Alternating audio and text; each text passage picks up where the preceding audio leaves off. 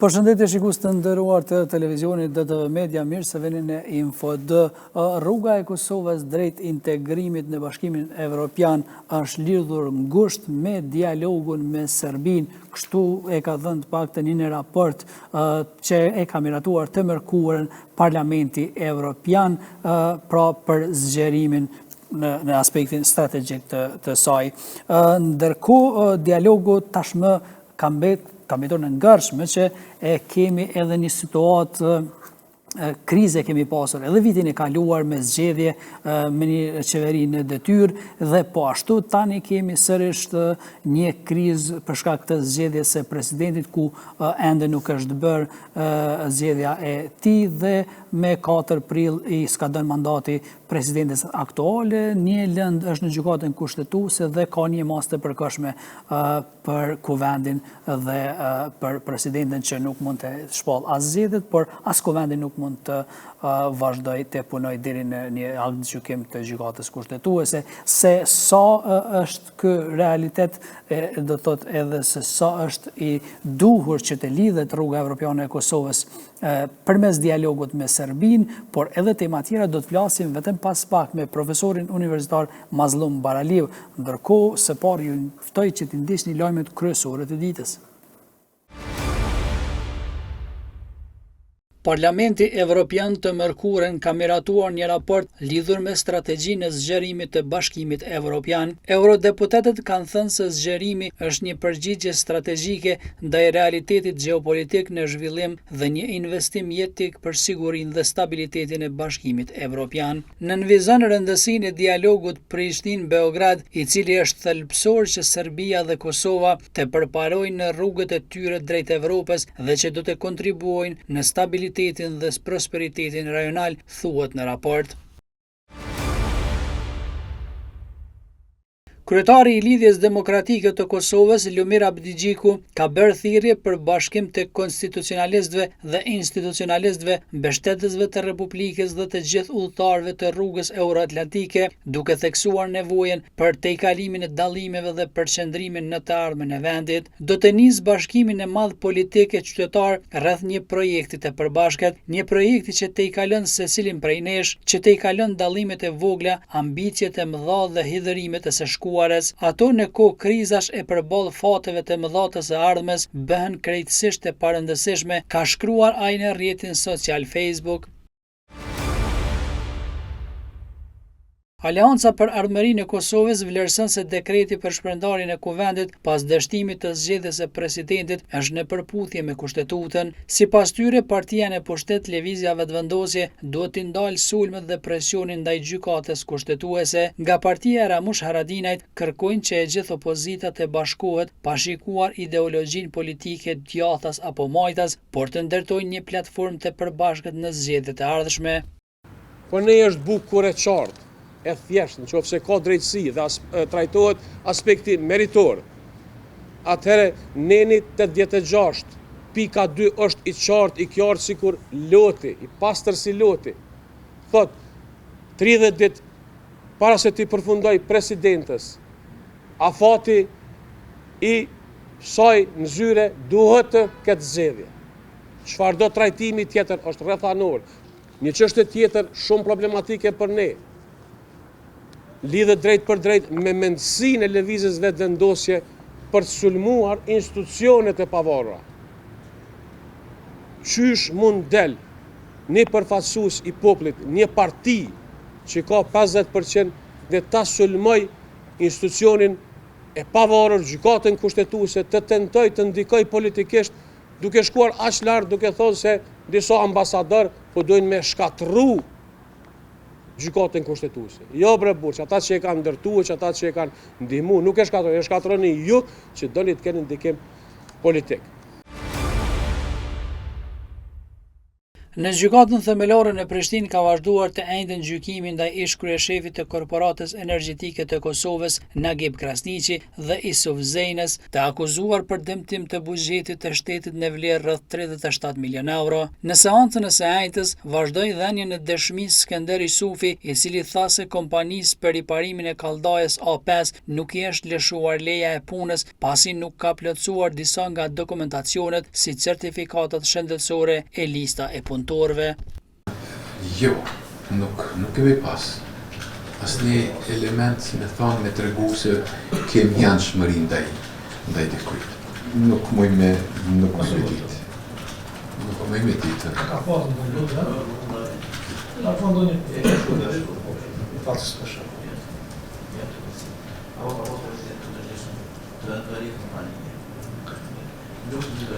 Nuk mundem me ditë. Në vlerësimet i kemi ba për ofertat që kemi pas edhe kemi dhënë mendimet tona si komisione. Komisioni Qendror i Zgjedhjeve ka marrë vendim që ta pezullojë Partinë Aleanca Kosova e Re, e themeluar nga Behçet Paculli, për shkak se ka dështuar të organizojë zgjedhjet e brendshme brenda afatit ligjor. Sipas KQZ-s, AKR-ja ishte obliguar të mbajë zgjedhjet e brendshme deri në 25 shkurt 2026, por pavarësisht paralajmërimeve, partia nuk ka dhënë ndonjë njoftim se do ta organizojë kuvendin e brendshëm. Pavarësisht këtyre njoftimeve dhe rikujtimeve, partia politike nuk ka ndërmarrë veprime për përmbushjen e këtij obligimi ligjor. Andaj duke pas parasysh që partia politike Aleanca Kosova e Re nuk ka respektuar afatin për organizimin dhe mbajtjen e kuvendit, zyra i rekomandon KQZ-s si në VM të pezulloj partinë politike Aleanca Kosova e Re sipas nenit 5 të rregullorës numër 93/2024, të obligoj partinë politike Aleanca Kosova e Re me akronimin AKR që në një afat shtesë prej 45 ditësh të mbaj kuvendin e saj. Nëse partia politike e regjistruar Aleanca Kosova e Re nuk e mban kuvendin brenda afatit shtesë prej 45 ditësh, KQZ-ja me vendim do ta regjistrojë atë nga regjistri partive politike në Pas vendimit të Komisionit Qendror të Zgjedhjeve për pezullimin e Partisë Aleanca për Kosovën e Re, ka reaguar kryetari i kësaj partie Vesel Makulli. Ai ka thënë se kjo nuk nënkupton shuarjet e partisë. Nuk bëhet fjalë për shurje, kjo është ne kemi pas afatin për me bë kuvendin zgjedhor në fundin e shkurtit, tiku 25 apo 26 shkurt. Pasi që i nëmajt dy parë të zgjedhje, edhe lokale ju dini edhe ato nacionale, ne në gjatë asaj kohë nuk e mujt me i majt zgjedhje, zakonisht nuk majt zgjedhjet kur ka kësi rasti zgjedhje, edhe ne kena bo një kërkesë të KQZ, por ai nuk qenë ka aprovua kërkesa, me qenë se ka pas dispozita juridike që është dashur me mundsu këto. Masi që nuk është aprovu kërkesa jonë, atëherë bëhet pezullim. Pezullimi do të thotë në këtë rast, derisa të mojmë na kuvendin, pritet të mojmë për maksimum 2 muaj ditë. Kuvendi i Shqipërisë ka rrëzuar me 82 vota kërkesën e prokurorisë së posaçme kundër korrupsionit dhe krimit të organizuar për dhënien e autorizimit për arrestimin e ish zëvendës kryeministres Belinda Balloku. Mazhoranca socialiste argumentoi në raportin e saj se pas largimit nga posti qeveritar nuk qëndrojnë më pretendimet e SPAK-ut për masën e arrestit ndaj Ballokut. Gjatë procesit të votimit u vorrei mungesa e disa deputetëve të shumicës, përfshirë Elisa Spiropali dhe Fatmir Gjafaj, si dhe Ministri i Brendshëm Blendi Gonxhe. Pas mbylljes së seancës plenare ku u votua kundër kërkesës së SPAK-ut për të arrestuar Belinda Ballokun, jashtë ambienteve të kuvendit situata u tensionua pasi protestuesit tentuan që të thyen kordonin e policisë. Ata kanë hedhur sprej dhe tymuese blu drejt efektiveve, ndërsa protestës ju bashkua edhe Sali Berisha. Ndërkohë në fjalën e tij, Berisha bëri thirrje për vijim të protestave. Organizata për rritjen e cilësisë në arsim ka mbajtur një aksion para rektoratit të Universitetit të Prishtinës, ku ka kundërshtuar mënyrën se si po trajtohet rasti i avancimit akademik të profesoreshës nga Fakulteti i Edukimit Fatlume Berisha. Drejtori i kësaj organizate Dibran Hoxha është shprehur se kandidatja nuk i plotson kriteret minimale për zgjedhjen e thirrjen e profesorit të rregullt, ndërsa rasti i saj është rikthyer disa herë në procedura shqyrtimi brenda universitetit. Orka e konsideron të papranueshme mënyrën se si po tentohet të shtyhet përpara avancimi akademik i Fatlume Berishës nga Fakulteti i Edukimit në Universitetin e Prishtinës. Ndonse kandidatja nuk i përmbush kriteret minimale për zgjedhje në thirrjen e profesorit të rregullt, rasti në fjalë është shndru në një demonstrim se si një interes personal mund të mobilizojë mekanizma të tërë institucional për të anashkaluar një vlerësim profesional dhe për të relativizuar kriteret akademike që duhet të vlejnë njësoj për të gjithë. Shkonsideruar tani është koha për bisedën në studio. Profesor, mirë se vini. Mirë se u gjej. Edhe Emiratoj, dje Parlamenti Evropian një raport lidhur me strategjinë e zgjerimit të Bashkimit Evropian, edhe aty thuhet që ose nënvizon fakt dialogun Prishtinë-Beograd, ose si që referohen ata Beograd-Prishtinë, i cili është thelbësor që Serbia edhe Kosova të përparojnë në rrugën e tyre evropiane, drejt Evropës, drejt integrimit në Bashkimin Evropian. Se shihni ju këtë lidhje, ose sepse e kanë quajtur kësh në fakt këtë, se shihni ju këtë, do duhej të lidhej, si me thonë, të jetë kyçe rruga integruese e Kosovës pikërisht me dialogun me një shtet i cili ka qenë më herët agresor? Jo, përkundrazi, unë mendoj që edhe kjo rezolutë e 11 marsit të këtij viti të Parlamentit Evropian, edhe qëndrimi zyrtar i institucioneve të Bashkimit Evropian dhe akvi komuniter, drejtës evropiane në relacion me Kosovën është më së paku është i pa definuar, është jo korrekt dhe është i pa drejt. Sepse në gjithë këtë rezolut me 10 pika të saj, askund nuk është përmendur domosdoja e pranimit të kërkesës, paktën të ishte përmend, dhe arsyet e mos pranimit eventual të saj, të kësaj kërkese të Kosovës për të antarësuar në Bashkimin Evropian. Pra vullneti i mirë, politikat e drejta të gjitha qeverive tona, integrative, pra politika integrative, në gjitha aspektin euroatlantik, edhe në Bashkimin Evropian, edhe në NATO, këtu nuk janë përmendur fare, dhe është përmendur në pikën 19, thotë duhet të vehet në pa rëndësia e përforcimit të rolit të vendeve kandidate në Bashkimin Evropian dhe në siguri dhe në mbrojtje. Ajo që atyre tashme ju intereson sepse janë Hannibal Portas, janë para rrezikut botror të sigurisë dhe Europa ka flejtur deri më tani dhe pikërisht çështjet e veta dhe të shtetet kandidate që të përgatiten për këtë punë në mënyrë që ta kontribuojnë në sigurinë. Por nuk ka thënë askund që për shembull për të pasur një të drejtë legjitime që Bashkimi Evropian, i cili nuk e njeh Kosovën, pra është me qëndrim neutral ndaj Kosovës, shtetit të Kosovës, nuk e ka pranuar asnjëherë gjatë gjithë këtyre viteve si partner të barabartë, si subjekt të së drejtës ndërkombëtare, as në relacion me marrëveshjet dhe dialogun që ka filluar, që është quajtur si teknikë madje ka kaluar në politikë diplomatik dhe shtetëror dhe statusor, do të thosha fatkeqësisht, nuk përmendet askund Kosova si faktori barabart, përkundrazi. Pse nuk përmendet kjo? Pse mendoni që nuk po trajtohet e tillë? Sepse Bashkimi Evropian ka politika miope dhe jo vetëm ndaj Kosovës, po ne po flasim tani për Kosovën, dhe kjo është në rëndësishme për shikuesit tuaj të nderuar që të dihet që Bashkimi Evropian, sektori jashtëm, politikës jashtme i tyre, po dhe institucionet tjera me përjashtime, kanë pasur vazhdimisht dhe vazhdojnë të kenë qasje thjesht segmentare, diskriminuese dhe jo parimore, jo të barabartë, jo korrekte ndaj Kosovës, sepse asnjëherë Kosovë nuk e kanë trajtuar si palë barabartë, madje edhe në dialog me Serbinë. Dhe për rezultat ne kemi një kërkesë që në vit e gjys 2 po bëhen gati. Kosova e ka bërë atje, këta nuk e përmendin me që po flasin për këtë rezolutë, sepse është shumë e rëndësishme, është më e reja tani, ka çka të flitet këtu, dhe ndërkohë që në pikën 23 flitet, po thotë, vehet në parëndësia e dialogut Prishtinë-Beograd, ndërkohë që ky dialog është i vdekur, ky është inekzistent. Dhe kjo tashmë është më tepër se një vit, më tepër se 2 vite vazhdimisht. Asnjëherë nuk ka qenë as i fuqizuar, as i respektuar.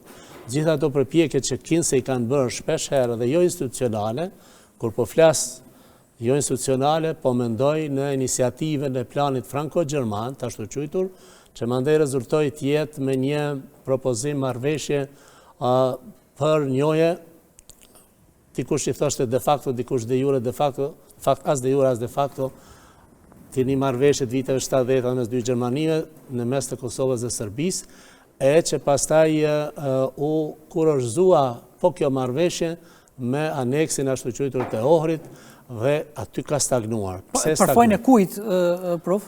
Për fajin e Bashkimit Evropian parimisht, sepse propozimet e tilla janë jo vetëm absurde, por edhe të papranueshme për një shtet i cili është që kaq vite i pavarur, i cili në kushtetutën, deklaratën kushtetutëse fillimisht, më lejoni të them, pastaj në kushtetutën e tij e ka të qartë, të nënvizuar, të shënuar, të zezën e të bardhë, që Kosova është shtet sovran dhe i pavarur, i shpallur në kufit ekzistus të mëhershëm që ka pasur me dekadat e tëra në atë që është quajtur Jugosllavi, dhe tashmë ndërkohë që thjesht këta nuk e njohin, ju dini, 5 shtete Bashkimit Evropian nuk e njohin Republikën e Kosovës dhe nuk pranojnë asnjë mënyrë që ta pranojnë dhe ta si një fakt i pa kthyeshëm, dhe për më tepër edhe të gjitha shtetet tjera Bashkimit Evropian kanë qëndrim neutral, pra nuk e njohin Kosovën. Pikërisht veç për shfaqjen e këtyre 5 vendeve, ndonë se shumica e vendeve të Bashkimit Evropian,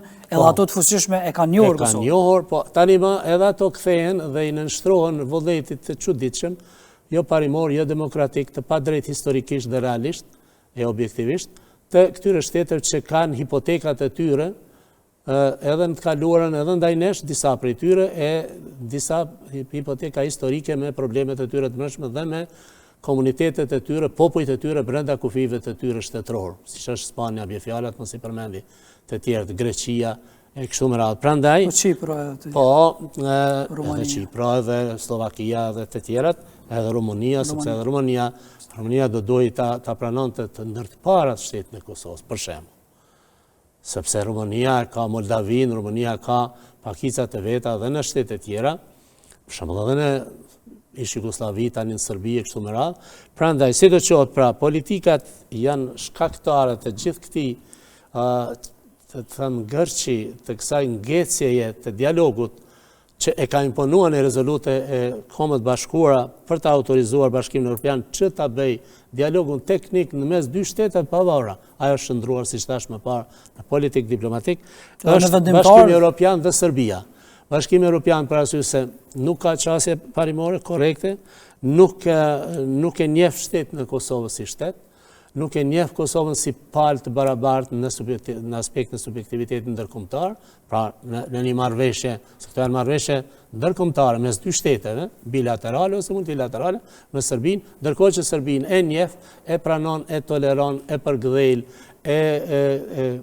vetëm që s'po e përqafon, po edhe ka përqafuar fatkeqësisht, në ndërkohë që Serbia, edhe Serbinë e kursen nga sankcionet, është dashur të ketë sankcione, sepse nuk i ka pranuar sankcionet e Bashkimit Evropian, që është shtet kandidat, i ka gjitha detyrat t'i bëj këtë, të jetë në përputhje politika saj edhe jashtme edhe brenda, po sidomos e jashtme në përputhje politikat e jashtme të Bashkimit Evropian, është aleat e Rusisë dhe nuk ka pranuar sankcionet e Rusisë. Ndërkohë që sankcioni ka bu, po ky Bashkim Evropian, për cilin ti pyete me të drejtë se kush është shkaktari, fajtori i kësaj gjendje, Kosovës, i ka vu Kosovës dhe ende nuk ja ka hequr. Ka pasur dhvija e zonja Kosovë.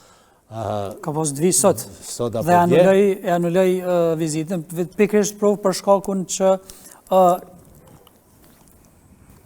krizës politike që ishte ajo me shtokimin e kuvendit edhe me mosgjedhjen e presidentit, ku tani një lëndosh në Konstitucion. Pastaj do të flasim për këtë, por a do t'i vështirësohet rruga Kosovës drejt Bashkimit Evropian, e cila themi është e interesuar shumë më shumë, ndoshta po themi se sa Serbia për të hyrë në Bashkimin Evropian, e kemi parë edhe një Serbi e cila themi polun me dy karta, edhe me kartën e integrimit në Bashkimin Evropian, por edhe me kartën e bashkëpunimit me Rusinë. Sepse ju e dini që e veshte vetëm në këtë rajon që nuk i ka vu sankcione Rusisë. Pas luftës në Ukrainë. E vërtet. Në roli dhe misioni i Kosovës drejt integrimit në Bashkimin Evropian dhe në NATO është i rëndësishëm dhe parsor, i pa diskutueshëm dhe i pa debatueshëm nga asnjë faktor dhe aktor relevant deri te opinioni publik dhe institucional në Kosovë. Ne jemi të interesuar, por dialogu, me që po flitet për dialogun, është i pamundur të realizohet me Serbinë, e të cilin Bashkimi Evropian e din mirë, besoj që ka pasur kohë me dekada ta analizoj dhe studioj politikën e tyre, të jashtme që ata kanë politikën e shumë karrigave, si që ka pasur Tito në kohën e tij përmes vendet pa inkuadruara, edhe ka koketuar edhe me lindje dhe me perëndim edhe me vendet e pa inkuadruara. Nuk mundesh ashtu. Ka një moment kur do duhet përcaktohet çdo shtet me politikat e tij të jashtme, cilit tabor, cilit kamp dhe orientim strategjik dhe zonal, pra zonës perëndimit ose lindjes i takon, dhe për cilin punon dhe vepron në interes të aleancave të përbashkëta dhe interesave huazore reciproke të shteteve. Serbia këte nuk e ka bërë këtë provim, nuk e ka dhënë, vazhdimisht ka dëshmuar madje edhe zëshëm që nuk heq dorë nga përqafimi rus, madje ruso-kinez, dhe tani më edhe më tepër se kaq është një atje dihet një pakt në lindje i bërë dhe BRICS-i, dhe dihet që tashmë pikërisht po ky BRICS-i po i shtyt shtetet në luftë dhe po bëhet një luftë tjetër rajonale që në fakt është luftë cila mund të konsiderohet si një konflikt i filluar, i një konflikti që mund të pasoj botëror. Për arsye se janë me 10 shtete, më shumë se 10 shtete të involvuara. Pra, nuk mund të ketë dialog, edhe këtë duhet ta di Bashkimi Evropian dhe të mos kërkoj një gjë nga Prishtina, i cili thotë do të ndikonte, pra avancimi i dialogut në mes të Serbisë dhe Kosovës, siç thonë ata, do të ndikonte në avancimin e perspektivës të tyre, madje thonë staz, jo tashmë perspektivë. Unë e thash perspektivë sepse Bashkimi Evropian që nga para 20 vitesh, 2002-2003 dikun, samiti Selanikut, shtetet Ballkanit Perëndimor ja ka premtuar perspektiven ashtu quajtur europiane të integrimit. Dhe çka ka ndodhur nga gjitha këto, vetëm Kroacia ka fituar, edhe duke falendëruar shteteve tjera, Gjermanisë, Austrisë, shtetet gjermanforse, asnjë prej këtyre shteteve nuk janë anëtarë të Bashkimit Evropian, ndërkohë që tani këtë perspektivë ata e quajnë paths, anglisht është staz. Pra paths, a dini çka është kjo? Monopat, edhe më saktë jem për shikuesit tuaj të nderuar. Pra monopat, aty kur në një shkrep apo një shkrep tjetër të bjeshkë, duhet me pas kujdes, rrugë këmbësorësh, pra ngushtë, se po nuk e verë mirë në vendin e duhur tepër të ngushtë shputën e këmbës, rrëshqet dhe përfundon. Bie poshtë. Po në ambis. Pra këtë e kanë ngushtuar, po duhet ta shpjegoj se edhe më shumë perspektivën europiane dhe premtimin e tyre të rrem, të parealizuar, të pasinqert, jo korrekt, ndaj gjitha shteteve, po tani më Shqipëria dhe Malizi, për arsye strategjike dhe interesa strategjike të tyre, ata janë në një fazë. Po do përmendën në raport që kanë një status më të avancuar në këtë aspekt. Po kanë, sepse ata kanë interes, sepse janë vende jashtëzakonisht strategjik. Për arsye se për shembull NATO-si duhen bazat ngutësisht, të cilat kanë filluar në Kuçovë ose diku tjetër në Shqipëri, edhe në Malizi, sepse është gjiu i Kotorit është ndër ndër gjitë më strategjik në botë. Madje, sa i përket pike strategjike, jo edhe të qarkullimit e komunikimit, të i kalon detin e Kuqe, Hormuzin, e Omanin, e Suezin e tjera. Pra, për atë arsye, për interesat e tyre, ndërkohë që ndaj Kosovës nuk kanë filluar ende ta trajtojnë dhe paturpsisht dalin me një rezolut, as raporti nuk do të kishte hije kështu tu. Jo pse ne jemi në këtë pozitë, po për arsye se Kosova është dëshmuar faktor i stabilitetit në rëndprikur, është konstituar si entitet i lirë fillimisht, në 99-ën, pastaj si Republike Pavarur. Dhe çka don perëndimi më tepër se Kosova jo vetëm që nuk po konzumon siguri e stabilitet, po ofron, po prodhon edhe siguri edhe stabilitet, edhe kontribut madje edhe në skajet e botës. Ushtarët tanë kanë qenë edhe në Kuvajt, edhe në Afganistan, tani edhe në gaz, po i qojnë vatrën më të rrezikshme në botë, edhe më të shkatruar, pra të fare të shkatruar, të një popull i tërë atje, dhe ne kontribojmë pra në Ballkan, as kujt s'po i bëjmë prit, as presje, as rrezik. Ne po e ndihmojmë, po kërkojmë pa. Serbia është ajo që po i bën Serbia jo është ajo që po nuk ka bë vazhdimisht. A beson që kam i bë sërish obstruksione edhe me këtë duke pasë, domethënë është vënë rruga e vetme përmes dialogut me të që të jetë Kosova në Bashkimin Evropian? Jo, sigurisht po, sepse para pak ditësh zoti Vučić ka deklaruar faktikisht një rrezik tjetër potencial, që do të mund të përdoren edhe armët bërthamore madje, që do të ketë rreziqe për Ballkanin, do të ketë të tjera deri te armët bërthamore, pra është kërcënim serioz. Dhe pastaj plani ose bota serbe që është ekstrakt i botës ruse, të cilën Volini, njëri prej eksponentëve më, do të thosha unë, më iracional, deri në çmenduri, pra deri në paranoj, që kërkon vazhdimisht luftë, para pak ditësh ka kërkuar derisa mundet Mossadi ta shkatroj udhëheqjen iraniane dhe Iranin, pse të mos mundet edhe UDB-ja atyre që quhet BIA ta shkatroj udhëheqjen shqiptare të Kosovës, gjithë kombeve që ekzistojnë në komunitetin në Kosovë. Ajo është kërcënim i hapur. Këtë thot para syve të Evropës dhe ata as nuk reagojnë. Ndërkohë që një zog po të fluturojnë në një drejtim të gabuar, këta dalin këtu këta eksponentë e tyre, ambasadore të tjerë, të cilët përfaqësues diplomatik e quajnë veten, edhe reagojnë më njëherë dhe thonë papranueshme është, e pakuptueshme dhe papranueshme. Prishem në marrëdhëniet. Çfarë diplomatësh janë ata? Ata janë diplomatë serioz dhe në përputhje që sillen me rolin që kanë nga shtetet shumë serioze të demokracive të konsoliduara liberale, edhe të tilla nga shtetet të cilat e kanë nënshkruar konvente në Vienës dhe konvente tjera diplomatike për të shërbyer në funksion të mbarvajtjes të ofrimit të marrëdhënie me shtetet dhe jo të diktatit. Çfarë janë ata njerëz që diktojnë shtetuj dhe sillen sikur të ishin ata sultan këtu ose monark? Nuk bën ashtu. Nuk bën ashtu. Dhe prandaj po them, në këtë situatë me këso farë rezolutash, Bashkimi Evropian bën një numërim në vend.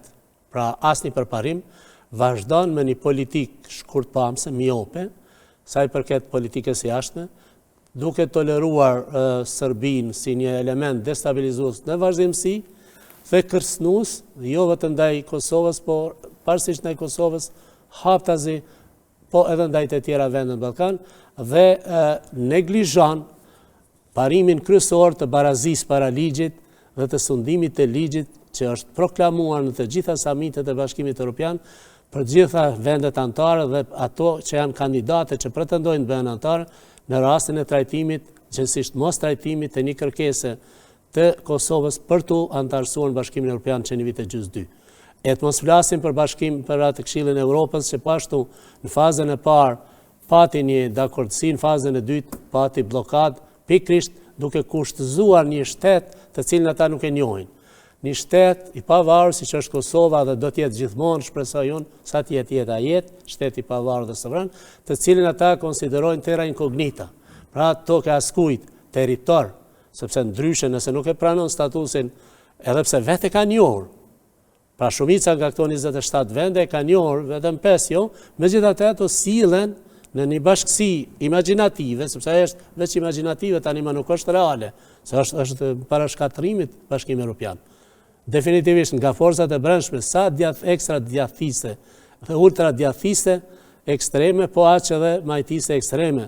Dhe nuk ka politikat konsoliduara, nuk ka unitet në veprim dhe në vendimarrje. Keni parasysh, për shembull, Hungaria haptazi i shkel marrëveshjet dhe gjithat akvi komuniter, të gjitha dokumentet që janë me qindra mira, Bashkimit Evropian duke koketuar me Rusinë dhe duke marrë naftën ruse.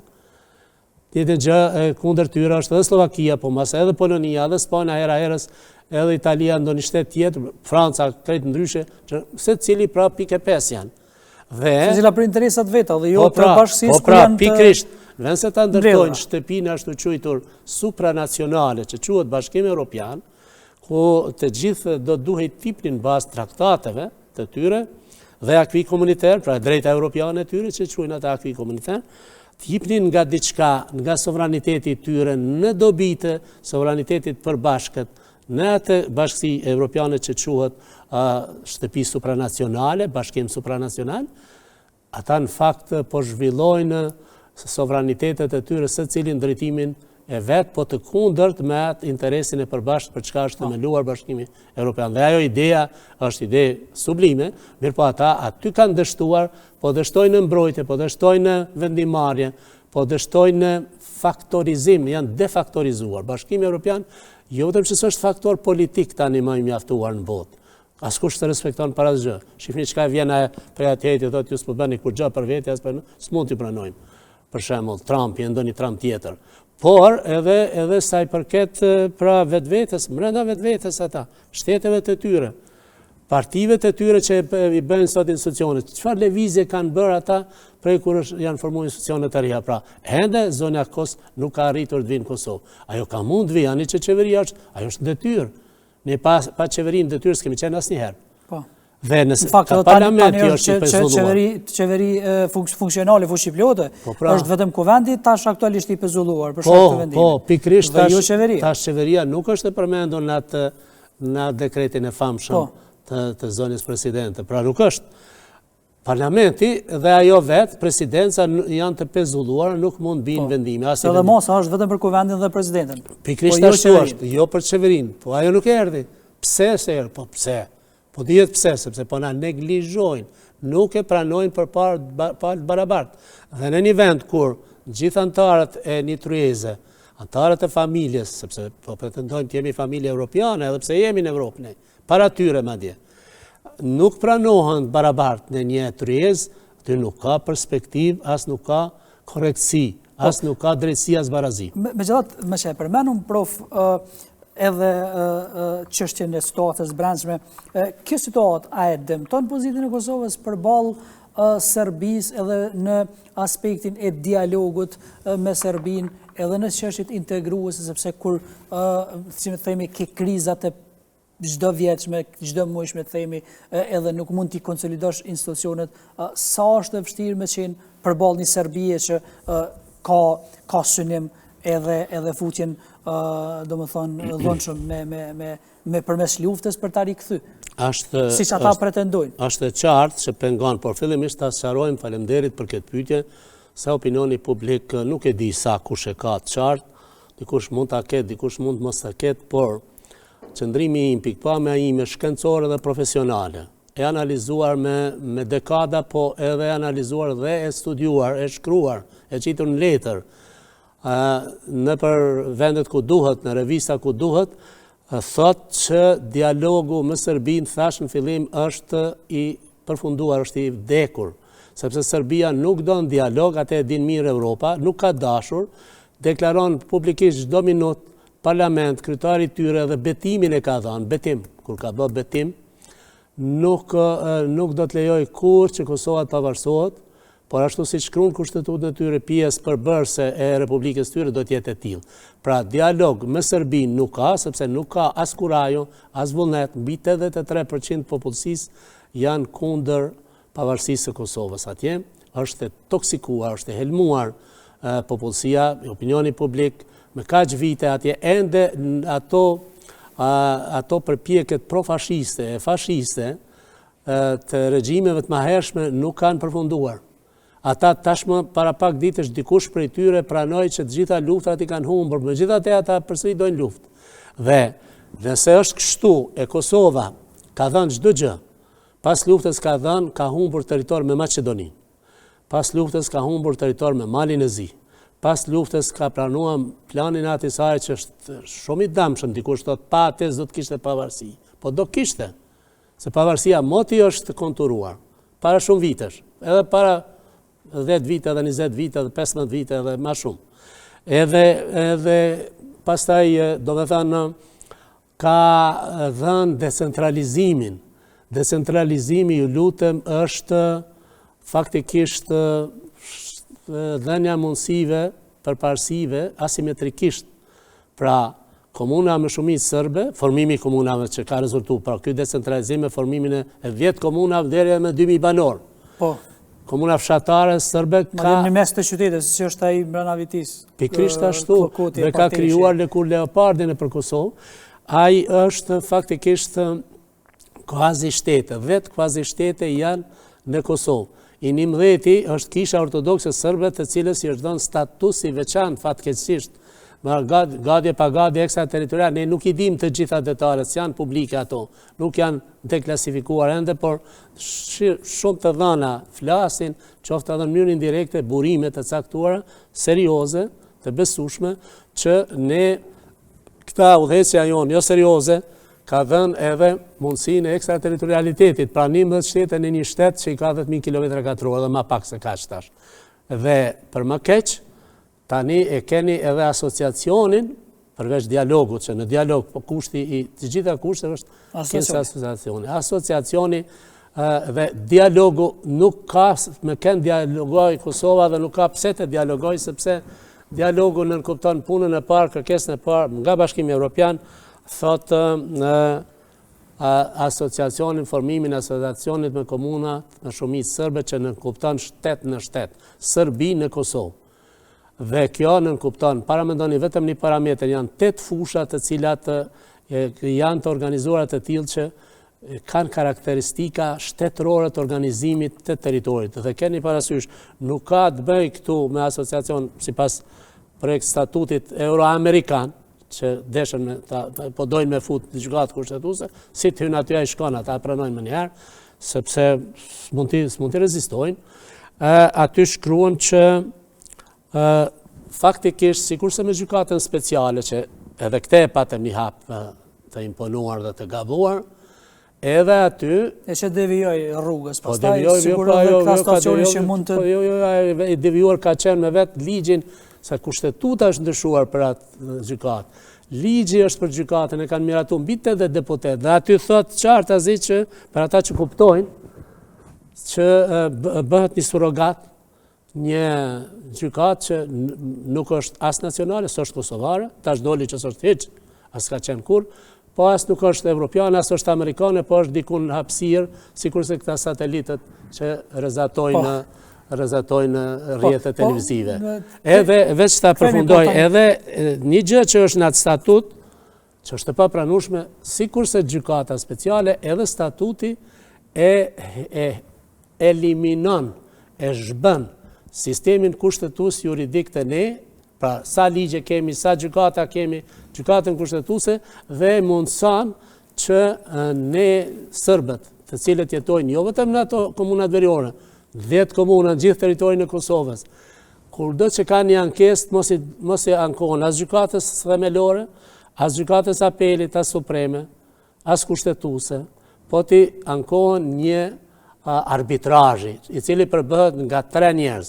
Ata 3 njerëz janë një sërb, një i huaj ndërkombëtar gjithsesi evropian, cilët nuk na njohin, Bashkimit Evropian, dhe një nga qeveria.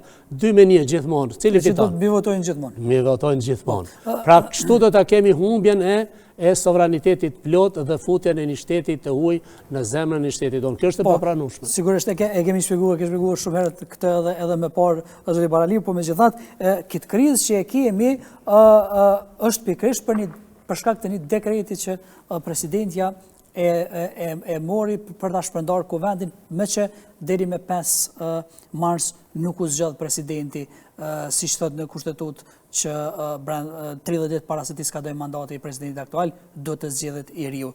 Tani kishte një dilemë.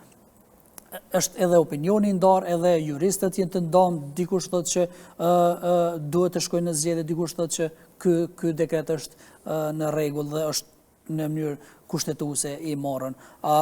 Cili është opinioni juaj? Që të kam pas në studio, domethënë prej që është marrë kjo.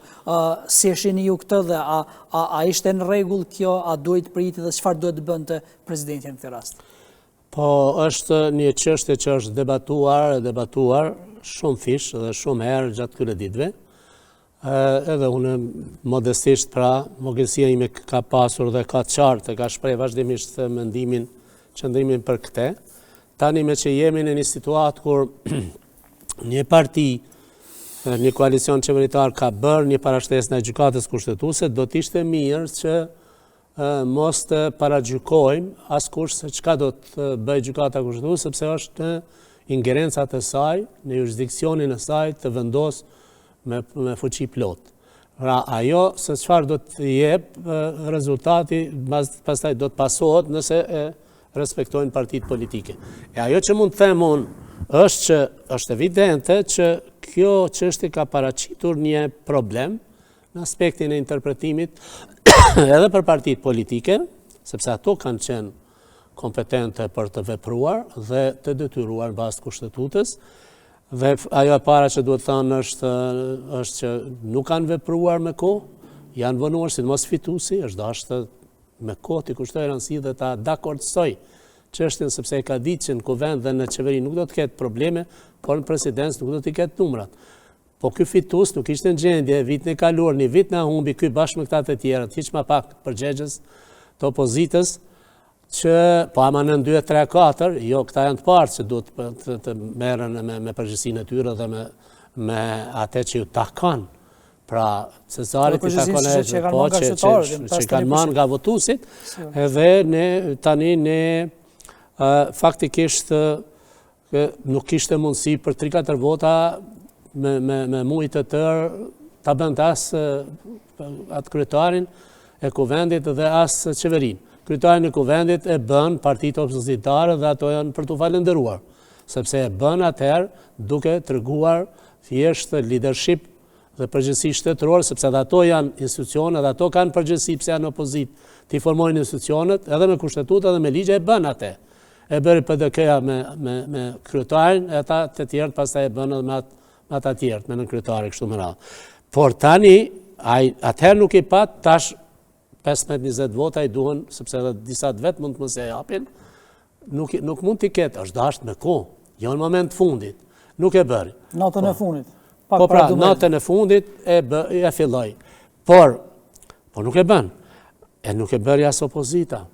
Edhe opozita definitivisht nuk e di se si nuk mund ta perceptojnë përgjegjësinë e tyre dhe rrezikun bumerangor që mund t'ju kërcënohet sikurse herën e parë 28-shin edhe tani në zgjedhje të cilat ata po faktikisht po i preferojnë, s'po them që edhe i kanë organizuar bashkë me dikën, me presidenta, me dikën tjetër, s'është më rëndësi kush, por faktet po flasin, edhe dokumentet flasin, edhe aktet flasin, është akt juridik, është dekreti, edhe me njëherë në shpejtësi të madhe, plumb pushkës është bërë, edhe dikush e paralajmëroi që do të ketë një dekret, duke qenë në opozitë, pra flet për koordinimin e dikujt të cilët po shkojnë me vetdije dikun që mund të mos e dinë, hynë po a mund dalin. Thu që presidentja ka mund të dakordohet me opozitën? Po janë dakorduar përpara dhe nuk është e rastit që për shembull me njëherë kur ajo i fton ata për gjysmorët janë aty, ose një orë.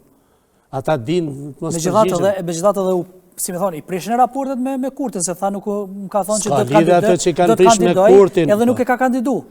Ato janë raporte personale dhe inate personale i dashurim. Nuk mund të udhëhiqet shteti ashtu. Presidenti i shtetit dëshmoi vetë që unë kam menduar ndryshe, nuk kemi ditë gjitha dënat, është krejt normale që ato zyrtarët mos dijen marrëdhëniet e tyre, por tani më dolën sipërfaqe fatkeqësisht dy palët që nuk janë korrekt. As është fituesi, se njëherë thoshte nuk propozoj kandidat partijak për president, 2 i propozoj. Në moment fundit mirë po 2. Për sëri për zona fate, jo për qef. Këta të tjerët thoshin që ne jemi për konsensus, partit opozitare, dhe erdi puna nuk bën konsensus. Varet, në këtë rast, varet zgjedhja presidentit nga opozita. Me që opozita është e përqarë ndarë, fatalisht. Me gjithat, LDK-ja deklaroj që është pro Osmanin. Nuk i ka numrat. Në qovë se vetëvendosi dhe ta kandidat të Osmanin, do të zgjidhe, sepse... Jo, atë kanë qenë floskula politike për ta përfituar vjosën tash, si po deklarojnë që do ta marrë me veti, për të sjellë vota. Po, LDK-ja nuk mund t'i siguroj votat. LDK-ja i ka 15 gjysej, 3-4 nuk votojnë dhe nuk i ka. Po mund të ndodhë që edhe ndonjë tjetër nuk voton. Pra nuk është e sigurt ajo, mund dështoj. Do dështon të sërish? Po pa tjetër. Vetëm me PDK-n edhe atë në qoftë se ka unison, unifikim të deputetëve, si që kishte vitin e kaluar, fatkeqësisht, nuk doli asnjë deputet apo deputete që ta ushtrojnë mënyrë të pavarur, të pandikuar dhe të pa presionuar, sepse shkruan qartë në kushtetutë se nuk mund të imponohet votimi, vullneti i votës se deputetit, sepse e ka marrë atë sovranitetin, e ka marrë nga sovranin, nga votuese dhe nga partia. Partia vetëm e ka fut në listë, pa aq mund t'i falenderohet. E ka votu ai që e ka votu dhe ati i përgjigjet ai, parsisht pastaj partisë. E megjithatë, domethënë, thjesht nuk pati përgjegjësi atëherë, tani nuk ka përgjegjësi dhe nuk ka të mjaftueshme dhe ne jemi në këtë situatë çfarë jemi. Pa PDK-n nuk mund të zgjidhet dhe marrëveshja me PDK-n e koalicionit fitues nuk mund të ketë zgjedhjet president. Do të duhej nëse gjykata kushtetuese me që bëre pyetjen përgjigjet në atë frymë që e trajton nenin 82 paragrafi 3, seancën e filluar, e cila është ndërprerje dhe ka mundësi të zgjasë prej asaj dite 59 ditë tash sa kanë mbet, atëherë do duhej të bëj përpjekje serioze dhe jo kalkulime politike, fituesi zgjedhjeve, duke mos dhënë asnjëherë kandidatin e mirëfillt, ashtu sikur se edhe opozita, kemi kandidat po s'ta japim, neve s'na dhanë. Por përkundazi duhet të ketë një marrëveshje, unë po tisha aty dhe nuk jam bashkë prej atyre që nuk i njoh këto gjëra dhe më mirë se ata bile, pa modesti po them, po s'marrin vesh ata, që thjesht qoftë edhe një kandidat partijak i PDK-s të pranohet dhe ta kemi presidentin, sepse pasojat edhe në planin e jashtëm që Marta Kos nuk po të vjen. Ka pas të viti shpall masat e tërhequra, ne kemi ende masa, do të vazhdojmë të kemi masë. A nuk është kjo dëm i madh? Dëm. Pra pa marrë parasysh nuk bëhet kiametin nëse dikush vjen njeri yni është, natyrisht duhet të kenë kujdes edhe ata të PDK-s, mos vejnë aty njerëz të cilët nuk kanë minimumin e respektit nga parti tjera, por që thjesht duhet ta pranojnë një president nga opozita. Mund të jetë edhe AK-ja dhe LDK-ja bashkë ta bëjnë një propozim, edhe të votohet dhe ose votat vetëm mjafton prania atyre që ti kemi 80 vota aty. Dhe kjo është imperativ për ndryshe. Partitë opozitare duhet ta dinë mirë se çka i pret. Pikërisht e kjo, prof, domthonë për fund, cili do të jetë domi nëse shkojmë në zgjedhje, do të kushtetuesja e pranon dekretin e Osmanit dhe shkohet në zgjedhje brenda 45 ditëve, por edhe nëse nuk e pranon dhe mas 2 muajve nuk kemi sërish president, me që si me thonë parafrimet mes partive duken goxha larg, cili do të jetë domi që do të shkaktohet vendit, por edhe sot do të merren seriozisht pastaj këto parti politike kur brenda një viti e gjysmë e çojnë vendin shkojnë në 5 pol zgjedhje, duke llogari normale dhe ato lokale që ishin të përcaktuara me ligj. Domi do të jetë i pariparueshëm dhe i papërshkruar me numra as me fjalë. Jashtëzakonshëm do të jetë. Dhe këte nuk guxon kjo klasë politike t'ja lejë vetës. Po si duket janë përcaktuar vetëm që ta pengojnë për kalkulime politike, e blokada, e pengesa njëri tjetrit, ta bëjnë këte. Kjo për opozitën. Për pozitën, duhet ta di pozita që as nuk do ta ketë qeverin herën tjetër, po marrë parasysh që ata mendojnë 60-80. Ajo është punë e tyre. As nuk do ta kenë qeverinë mundësinë ta formojnë siç nuk patën herën e kaluar, me gjitha ata numra, as parlamentin dhe as presidentin. Pra, në vend se një problem që është problem që zgjidhet për pak minuta, pra tekniko-administrativ, procedural, me gjithë peshën dhe rëndësinë që nuk ja mohon askush, ne do të kalojmë në një krizë e cila mund të përsëritet, të riciklohet, dhe të vazhdoj viti 2, dhe të vazhdoj edhe në një vit tjetër të bëhemi orë dhe thjesht ne me dorën tonë ta rënojmë këtë shtet. Dhe për këte Beogradi këto ditë për thotë kur s'do ta bëjnë dhe janë gëzuar shumë. Vjetë thoshin s'do ta bëjnë qeverinë, qysh thoshte Vučići, doli s'u bë qeveria. As e para, as e dyta, as e treta, as këta të opozitës si ishin bashkë as janë bashkë ta bëjnë.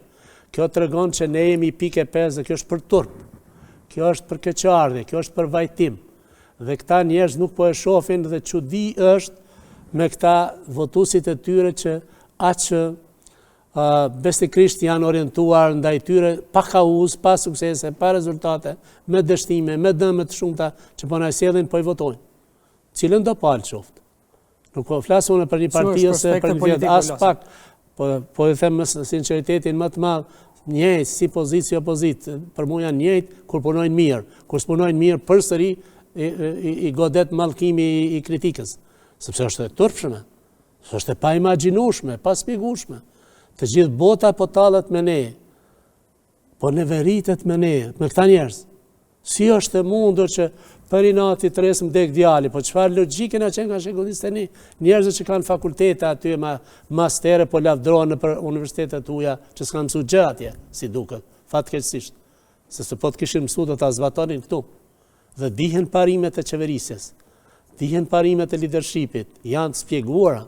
Madje edhe unë në libër timin 700 faqe kam shpjeguar këto, shkëlqyshëm për ata që dojnë, po s'marrin vesh as lexojnë, se lexojnë gjata, veç shiqojnë si me i bën në skomca e kalkulime njëri tjetrit e dëme njëri tjetrit. Dhe kjo është e pafalshme mendoj unë. Mandej po kritikoni ignoranca, dalin njerëz pas një ditë shkollë që e kanë të drejtën në media sociale, pas një kontroll, pas një ligj, shajnë e fyne, nënçmojnë, pa ditë, pa kuptuar se çka po themi ne dhe çka duhet bëj ky shtet e këta njerëz, kjo qeverisje. E papërgjegjshme dhe e padijshme. Sepse derisa nuk din përmbare për mirë si duhet ajo shkollë që e ka. Kur kujt si duhet. Dia fitohet, po dia mund të shfrytëzohet mbrapsht edhe përmbar. Vetëm ata që punojnë për të mirën e popullit, për të mirën e përgjithshme të krejt njerëzimit, në një popullit vet. Ata pranohen nga njerëzit normal, racional që gjykojnë shëndosh, etikisht, njerëzisht, moralisht për jetën dhe shoqërinë, edhe për botën, përgjithsisht, edhe për natyrën, pse jo, që e shkatruan fare. Por këta njerëz janë të papërgjegjshëm dhe s'është çudi që ne shkojmë zgjedhje dhe mund të shkojmë shumë lehtë në zgjedhje, sepse kjo gjykatë pa dashur po them, në asnjë mënyrë, as ta nënçmoj punën e tyre, as ta paragjykoj, është dëshmuar si kontradiktore, era herës, është dëshmuar si e ndikuar, po shifet që po shkojnë, po aty defilojnë disa njerëz, që duhet atyre, që kanë detyra tjera të shkojnë atje ta vizitojnë, në momentin kur duhet vendoset, edhe urgjentisht, deri në fatin e caktuar, 31 mars, shkojnë atje vizitojnë, çka do të thonë, pse po shkojnë? Ta mund të ngrisin telefonin, i kanë kanale diplomatike, le të veprojnë. Por kjo shkurja atje direkt, konotacionin e ka që ky popull, më falni mendon që dikush po ndikon, mos ta ndikojnë. Le të punojmë ndërgjegje të plotë dhe në kuadër të kompetencave gjykata kushtetuese. Nëse punon ashtu, unë jam i bindur që këte nuk e thash, ka mes këtyre dispozitave, në 86 dhe në 82, ka kontradiktoritet. Ka diçka që në një nuk është definuar, në një tjetër ajo që do duhet ishte definuar, është definuar, kur bëhet shpërndarja e parlamentit. Edhe sa zgjat procedura, në një vend thot 30 ditë, në vendin tjetër thot 60 ditë, dhe kjo tregon për çfarë kushtetute kemi bërë ne që këta baballarët e tyre të imagjinuar që vetë shpallin vetveten si për pilusa, në fakt si ka pyet kush për asgjë, as mua as ata, i ka bën të hujt dhe ta kanë qinë tavolinë. Ata e shpallin si kushtetutën më demokratike dhe më të avancuar. Po del që kjo kushtetut po na pengon, është pengesë, vetë fakti që është drejta e vetë ose e minoriteteve, është pengesa më e madhe dhe është dëmi më i madh që kjo kushtetut dhe ata njerëz që kanë pranuar atëherë, udhëheqjet tona, qeverisjet tona kanë bërë këtij vendi. sepse tash s'mund ta ndryshosh kushtetutën pa pëlqimin e 11 njerëzve të komunitetit pakisë, të cilët merren me një grusht vota e marrin mandatin aty. Po me 2/3 dhe 2 fishta që do Po 2 fishta po i marrin me disa qindra vota aty janë. Po sigurisht. Nuk janë sepse me komunitetet aq. Po pra, dhe këta e kanë bë, këta që i kishin përpara. Dhe këta tash kanë rënë në minimum, tash përsëri po pengojnë njëri tjetrin. Po më keqe është edhe këta shumicës fituese po dalin të jenë kalkulantë të tillë dhe me një mentalitet parafërsisht njëjtë ose të njëjtë fare, qeverisës që është ndam të shtetit në instancë fundit, le të na falin. Kjo kështu është ndam të shtetit, kjo është e pafalshme të vazhdohet. Veç apo mundën dikun me ta zënë skajin, edhe pastaj të godet si gjarpri. Po si është ashtu? Kënë po godet vetveten. Detyrë e një kuvendi e çdo deputeti është themelimi i institucioneve. Njëra prej detyra kushtetuese edhe për këtë ke marrë edhe mandatin për qytetarëve. atë merret mandati, bravo. Dhe si është e mundur që këta njerëz kështu nuk po mësojnë. Dhe për çudi edhe votuesi, të njëjtit i ka votuar ata që bllokuan një vit, diku një 27, 17 më pak, të njëjtit. Përsëri ka dhënë besimin. Po mos e besimin vllata kesh, motër, nën, bab, fëmijë, mos e besimin nëse një herë ka bërë një dëm të tillë, dëmi është i pariparueshëm, po them, me atë që ju ka bërë me qindra miliona vonese, humbje e tjera, po mbi të gjitha autoriteti ndërkombëtar ka rënë në këtij vendi, këtij shteti që po na quajnë jo vetëm deep state, po edhe failed state, shteti dështuar. Pra ne do duhet silleshim me përgjegjësi. Edhe qytetarët të mendojnë mirë kujt po japin votë, mos shajnë njëri tjetrin siç po shajnë, për turp, pa ditur çka po flasin, veç ja fusin kot, po edhe mbi të gjitha partitë politike dhe deputetët tanë. Po, profesor, unë të falenderoj shumë për gjitha këto që i diskutuam sot. Faleminderit juve për ftesën. Shikues nderuar, unë ju falenderoj shumë që qëndruat me ne deri në këtë kohë, ne do të shihemi sërish nesër, deri atëherë bashkë miropafshim.